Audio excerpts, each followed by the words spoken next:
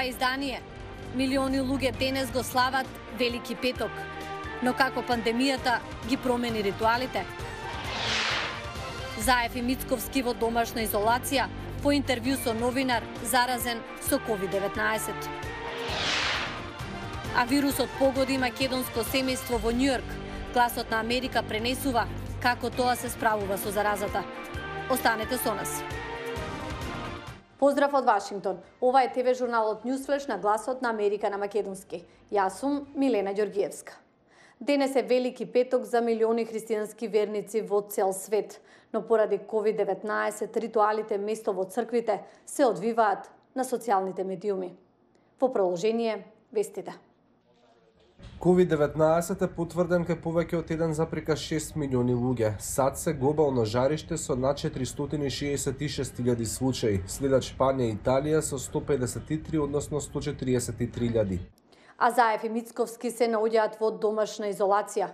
Деталите од Владимир Мирчевски. Зоран Заев и Христијан Мицковски од денеска се во домашна изолација. Лидерите на двете најголеми политички партии во земјава минатата недела имали интервју со новинар на Канал 5 за кој утврдено дека е заразен од COVID-19.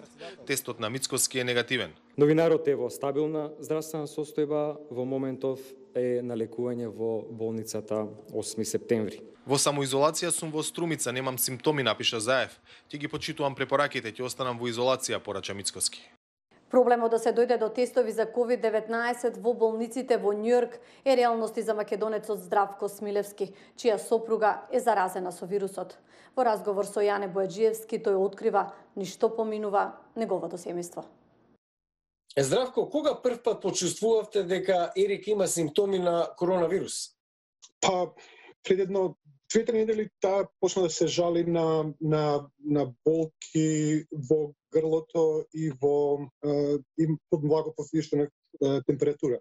Меѓутоа, неколку дена пред тоа, јас почувствував дека мојот мирис и вкус се губат и почна да ми дојде сомнително, па го изгуглав и забележав дека само 10 часа пред тоа Сдруженијето на оториноларинголози на Велика Британија издело соопштение дека тоа може да биде првран символ на COVID.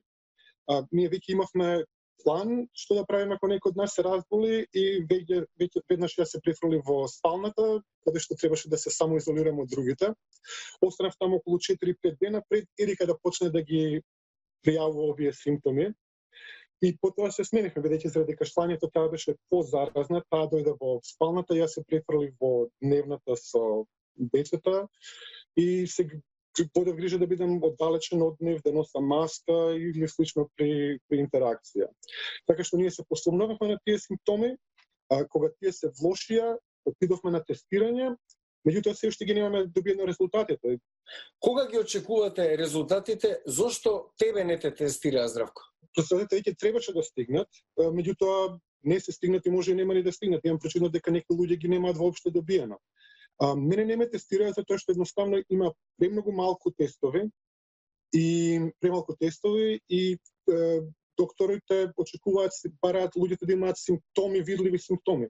Мојот симптом се уште беше премногу ран, односно луѓето не го препознаваа како таков, така што не бев сметен за добар кандидат. Кои се претпоставките од каде се зарази сопругата Ерика, па и ти со млаки симптоми? Децата од школа ли го пренеле?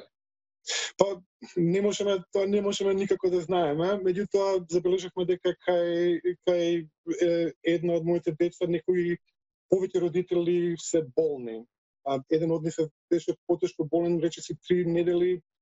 Слушна за прв пат вчера дека станал од кревет да излезе надвор од соба. Како се организирате со малолетните ќерки? Како го организирате купувањето на основни намирници со оглед дека обајцата сте биле во карантин и ти твојата сопруга?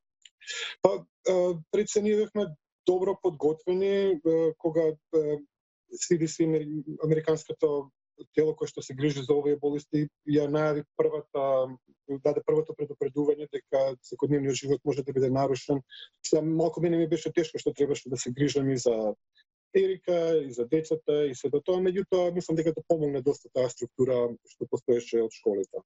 За крај, како сте денес? Како се чувствувате целото ваше семејство? Се надевам дека најлошото е зад вас. Да, работите одат на подобро, меѓутоа природата на оваа болест е таква да има доста ходење горе-долу. Например, денес, вчера Ерика беше добра, денот пред тоа беше доста истоштен, еве и денес, некако како еден ден добро, друг ден помалку добро, меѓутоа трендот е оди некај подобро. Меѓутоа важно, Ерика, бише доволно добро и тоа е она што е најважно. Здравко, ти благодарам за одвоеното време. Се најдобро до сопругата, до тебе и семејството во Њујорк. Фала, Јана, чао. Измешани чувства деновиве во Вухан по прекинот на задолжителниот карантин. Граѓаните чувствуваат олеснување, но и тагуваат по починатите. Маријама Дијало ја пренесува сликата. Специјален момент на оддавање последна почит на жртвите од коронавирусот во Вухан, главниот град во провинцијата Хубеј. Свирки од автомобили, возови и бродови, додека минувачите со поднаведнати глави оддаваа почит. Жалам за големата трагедија што и се случи на Кина, жалам за луѓето што не преживеа ја. Носам тежина во срцето за белите ангели. Полека луѓето почнуваат да се враќаат на работа. Продавачите на зеленчук ги местат тезгите. Бизнисот не е лош, подобро е отколку внатре.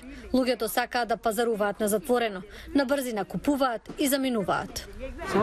Не се чувствувам безбедно во супермаркет. Има многу луѓе. Многу зарази се случуваат во супермаркет. Луѓето почнуваат да возат велосипеди. Овие луѓе го искористија моментот да бидат заедно. Мојата сопруга работи во болница. Не знам дали беше заразена, но заедно со колегите беше во карантин до денес. Откако беше укинат карантинот, зеде слободен ден, дојде дома да го види синот, кого не го видела 2 месеци.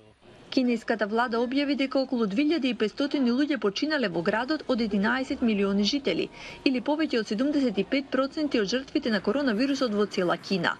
Но некои од меѓународната заедница покренаа прашања дали овие владини бројки се целосно транспарентни. А Ватикан и Рим пусти за Великден. Прв пат во историјата место илјадници верници, празни улици. Сабина Касталфранко јавува.